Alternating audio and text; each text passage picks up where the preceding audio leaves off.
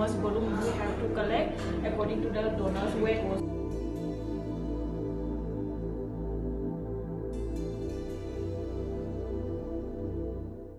During the last COVID surge that had happened, we had gone into overdrive, procured our PPE, the gloves, the other facilities, ventilators, etc.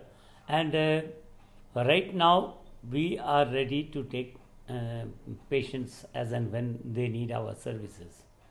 And we have around total at a peak 20 ICU beds are ready, and then general patient ICU beds we'll have to convert if we need to do more. And we are in a position to provide 100 beds with oxygen, again discharging patients for other things, other disease conditions, etc. And generally we expect that given the population of Meghalaya, and that usually patients with complicated cases come to us, and they come from other states also, we should be in a position. Last time also we tackled it, and this time also we should tackle it given the size of Meghalaya and the number of people who are coming. We will only need that, selected patients who need our help come, so that we can concentrate our expertise on those specific areas. Otherwise, we are prepared.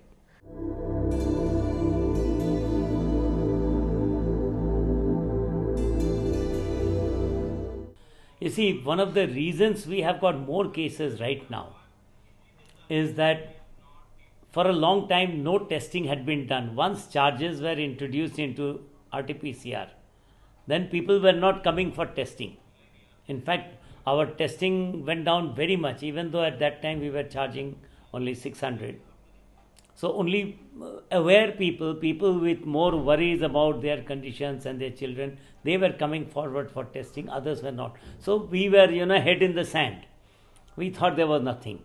And at the same time, we were having people not wearing masks.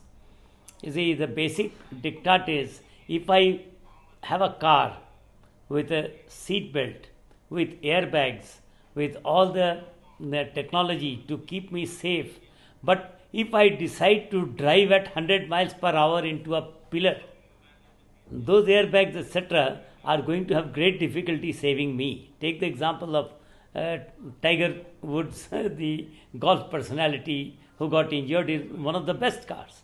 So getting a vaccine is going to help us only that much. We have to wear a mask, we have to distance, and we have to use sanitizers. So yes, the second wave has come because these three components together were abandoned.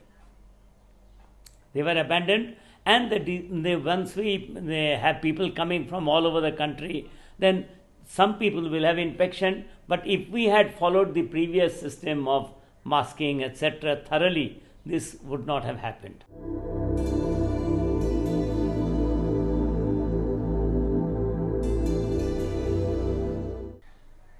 You can see last year patients were nearly the same, and in fact maybe more patients both for the state and for us. We had upped our oxygen and we got liquid oxygen. I think for all of us across the state, the only question is whether replenishment will occur. You see, every time oxygen finishes, a second supply has to come. As long as the supply comes, there should not be any problem in Meghalaya. Now, we can be smarter about one thing. Everybody is hearing oxygen shortage. Let us not again put our head under the sand that there is no shortage. Yes, let us say there is a shortage. What can we do to attack this problem better? One of the commonest things is patient is brought to the casualty. Immediately we plug a mask, give 10 liter oxygen flow rate. Did the patient need the oxygen? We are following a protocol that if the patient is having 90 to 92% oxygen, more towards 92, we don't give oxygen. we ask the patient to prone or semi-prone. So the oxygenation becomes better. We don't need to give oxygen for a longer period of time. We save oxygen. Then when it is needed, then we give the oxygen. If necessary by nasal cannula, does not work, we give by face mask. Now comes a higher flow oxygen. So if we have been smart, not putting everybody on face mask from the point 0, then we save on oxygen. And making the patient semi-prone or prone improves oxygenation and reduces the likelihood or the time at which the patient will need oxygen. Okay.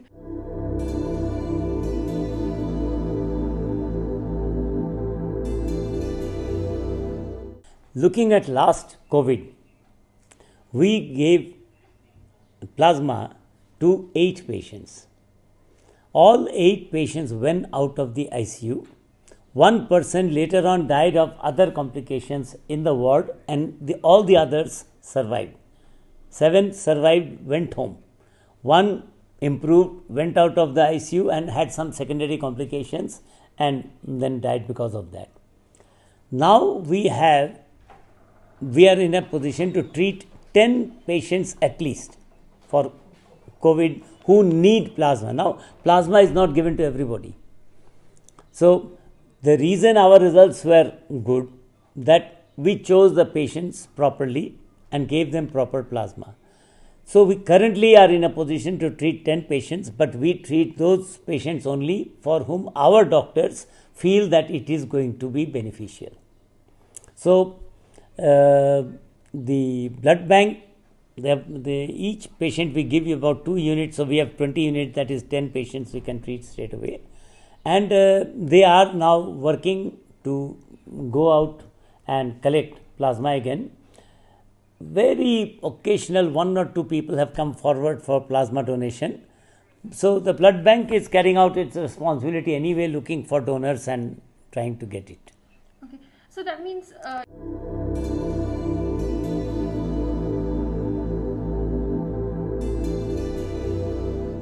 for those who need it, it will help. Okay. Now, anybody and everybody who comes and we give plasma, and if we have not measured the titer, we don't know what is happening. So there has to be, studies are still needed, but people should not feel that plasma would save them. Neither remdesivir is guaranteed to save them, neither plasma is guaranteed to save them, but these, like in selected patients, they have benefit and given in time. So those things are in the realm of clinical. People themselves are not supposed to decide that I need plasma. Okay. So the panic button need not be pressed.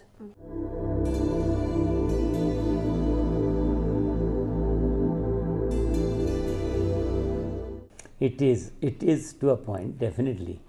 And it's something that people could have done.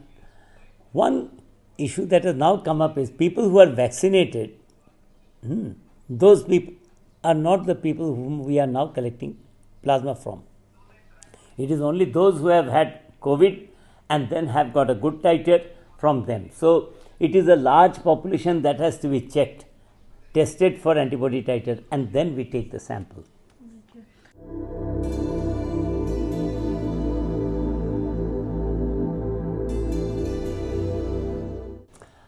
In the beginning, even among health workers, there was a hesitancy. Okay. And but that has now improved significantly, and most of our health workers who are nurses, doctors, most of them have got vaccinated. It is at the level of bars and kongs who sometimes they tell us, my family would kill me if I took a vaccine. I said, if the COVID killed you, then you didn't need anybody else. It's a point, but it is apparently that the family practices, the societal practices seem to be coming in the way of them. I think better the education, we are seeing that they are, especially after they have seen the first few rounds of vaccinations, people doing well, people have started taking. So that is there. But then vaccination was going on at a relatively low level, 30, 40 patients per day. Now it has picked up and it is approaching nearly 100 people per day. So now more people are coming for vaccination. Don't forget to like, share, and subscribe to East Mojo. For any queries, put them down in the comments section below and press on the bell icon for notifications.